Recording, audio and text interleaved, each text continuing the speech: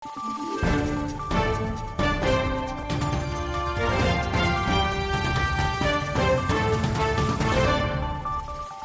araw, Pilipinas! Ito ang Valiente News hatid sa inyo ng Office of the Vice President. Daan-daang mag-aarala mula sa Negros Occidental ang naging bahagi ng Pansarap Project ng OVP na unang inilunsad noong 2023 sa Davao City. Narito ang report ni Maribeth Adlawan. Buwan ng Marso nang inulunsad ang Pansarap Project ng tanggapan ng pangalawang Pangulo sa paaralang elementarya ng Cadiz West 2 sa Negros Occidental. 296 severely wasted students ang naging bahagi sa programa. Sa loob ng 90 days o 3 buwan ay pinuntahan ng mga eksperto ang paaralan upang suriin ang nutritional status ng mga bata.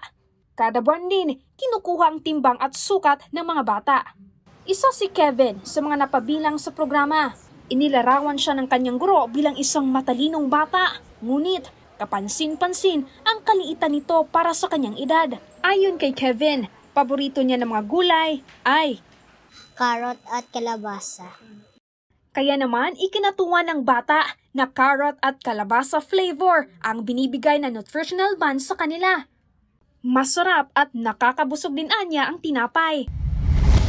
Naging paborito rin ng grade 4 student na si Christina ang Pansarap Bun dahil sa kakaibang lasa nito. Ayon sa mag-aaral, mahalaga ang kalusugan. Dapat kain kayo ng gulay para healthy kayo. Samantalang si Divine, inaabangan naman kung anong flavor ng Nutriban ang kanilang matatanggap. Sabi ni Divine, pangarap niya na maging isang doktor upang makatulong din sa mga batang mahina ang resistensya. Masaya po.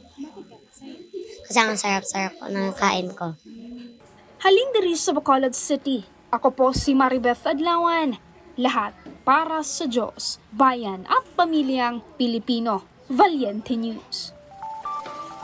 Abangan nutritional status ng mga mag-aarala matapos ang 3 buwan na pagkain ng Pansarap Buns ating alamin.